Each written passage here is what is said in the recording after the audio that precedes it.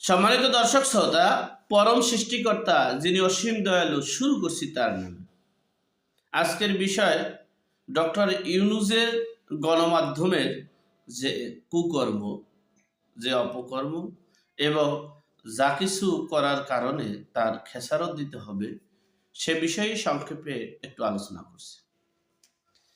দেখেন, এই মার্কিন যুক্তরাষ্ট্রের নবনির্বাচিত দ্বিতীয়বারের প্রেসিডেন্ট ডোনাল্ড ট্রাম্প, এই ডোনাল্ড ট্রাম্প যে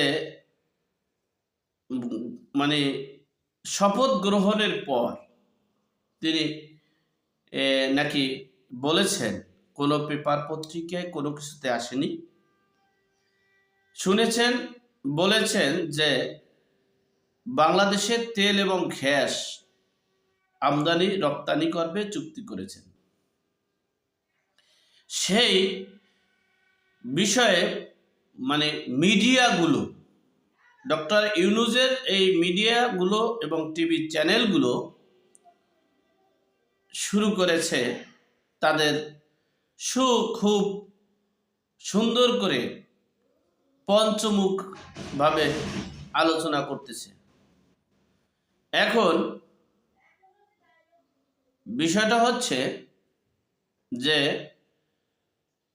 এই যে বাংলাদেশের মিডিয়াগুলো বলেছেন যে মার্কিন যুক্তরাষ্ট্র অর্থাৎ ডোনাল্ড ট্রাম্প যে আমাদের এই বিদ্যুৎ এবং গ্যাসের যে তেল এবং গ্যাসের যে চুক্তি করেছে, সেটা কিন্তু এই মার্কিন যুক্তরাষ্ট্রের গণমাধ্যমগুলো অস্বীকার করতেছে এবং অস্বীকার করারও কথা, কারণ তার ভিত্তি নেই।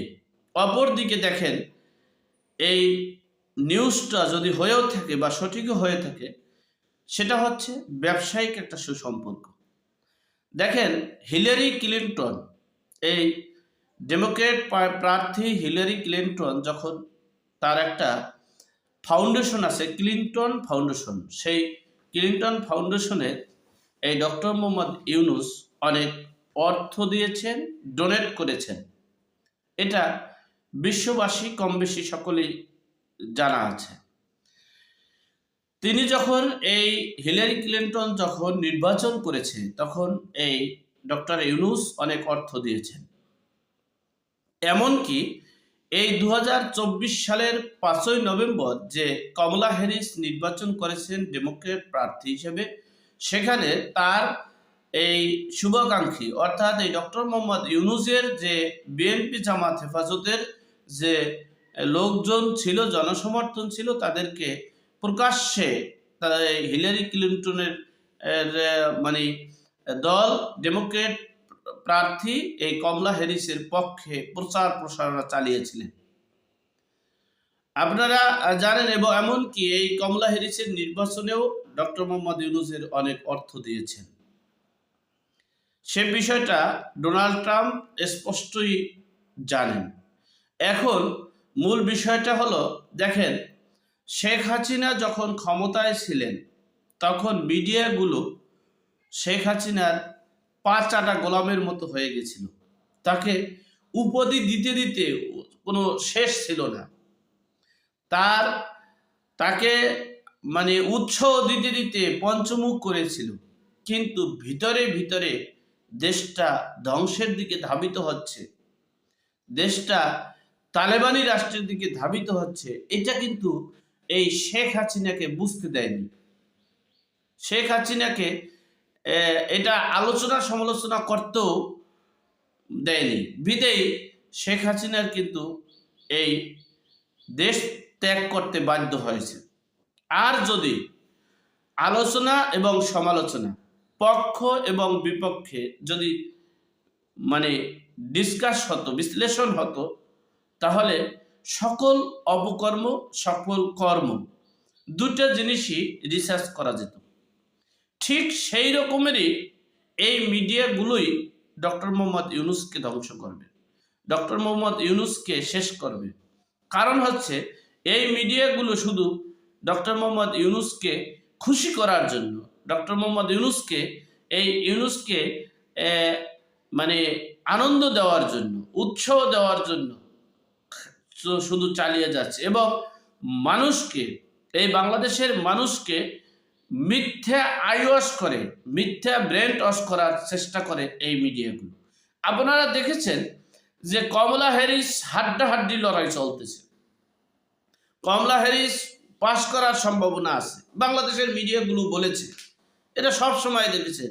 এমন হাড্ডাহাড্ডি হয়েছে, 10 ভোট পেয়েছে কমলা হ্যারিস আর 20 ভোটের বেশি পেয়েছে ডোনাল্ড ট্রাম্প। এটাকে বলে হাড্ডাহাড্ডি লড়াই। ঠিক সেই হাড্ডাহাড্ডি লড়াইয়ের কথা বলেছেন যে এখন ডোনাল্ড ট্রাম্প ডক্টর মোহাম্মদ ইউনূসের বন্ধু হয়ে গেছে, পরম বন্ধু হয়ে গেছে এবং ডক্টর মোহাম্মদ ইউনূসের পক্ষে কথা বলছে এবং এই ডক্টর মোহাম্মদ ইউনূস 28 সাল পর্যন্ত ক্ষমতায় থাকতে পারবে, 29 সাল পর্যন্ত, অর্থাৎ ডোনাল্ড ট্রাম্পের ক্ষমতা 25 সাল থেকে 25, 26, 27, 28 এই যে 4 বছর আছে, এই 4 বছরে নাকি এই ইউনূস সাহেব ক্ষমতায় থাকতে পারবেন। সেই মানে মানে জরিপ করতেছেন, সেগুলোই বুঝাতে চেয়েছেন এবং এটা কেন বুঝাতে চেয়েছেন আমরা জানি না। তবে আমরা এতটুকু বুঝতে পারি যে গত 15 বছরের যে মিডিয়াগুলো যেভাবে সরকার, শুধু 15 বছর বলবো কেন, স্বাধীনতার পর থেকেই এই বাংলাদেশের মিডিয়াগুলো সরকার আঙ্গিকের মিডিয়া। তারা সরকারকে খুশি করতে হবে, তারা সরকারকে তেল দিতে হবে, তারা সরকারকে মানে বড় উপাধি দিতে হবে, তারা সরকারের প্রধান যিনি থাকবেন তিনি মানে নিষ্কলঙ্ক নিষ্পাপ এটা প্রসার করতে হবে।